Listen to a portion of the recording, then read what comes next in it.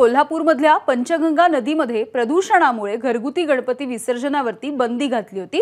त्यामुळे नदी परिसरामध्ये बॅरिगेटिंग सुद्धा करण्यात आलं होतं। मात्र आक्रमक झालेल्या कोल्हापूरकरांनी परिसरामधलं बॅरिगेटिंग तोडलंय आणि या पंचगंगेमध्ये गणपती बाप्पाचं विसर्जन केलंय। नदीमध्ये गणपती विसर्जनाला बंदी घातल्याच्या नंतर हिंदुत्ववादी संघटनांनी हे बॅरिगेटिंग तोडण्याचा इशारा दिला होता। मात्र हिंदुत्ववादी संघटना येण्याच्या आधीच कोल्हापूरकरांनी हे बॅरिगेटिंग तोडलं आणि पंचगंगेमध्ये बाप्पाचं विसर्जन केलंय। आज मुख्य गणेश विसर्जनाचा दिवस आणि या ठिकाणी तुम्ही बघत आहात की महापालिका प्रशासनाने पोलिसांच्या मदतीने या ठिकाणी बॅरिगेड लावलेले आहेत। मुळामध्ये पंचगंगा नदीचं प्रदूषण वर्षभर होतंय, त्या ठिकाणी महापालिकेच्या उपाययोजना कुठल्याही केलेल्या नाहीत आणि आज गणपती सोडायचं म्हणलं की पूर्ण बॅरिगेटिंग लावलेलं होतं।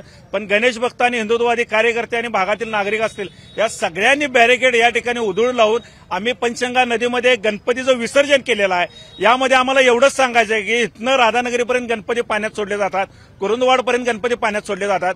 एवढ्यापुरतं गणपती इथं सोडला नाही म्हणजे नदीचं प्रदूषण होत नाही असं हा महापालिकेचा सिद्धांत कुठला आहे आणि गणपती पाण्यात सोडल्यावरच प्रदूषण होतं ह्याचा कुठलाही शासनाचा JR नाही आहे। एबीपी माझा, उघडा डोळे बघा नीट।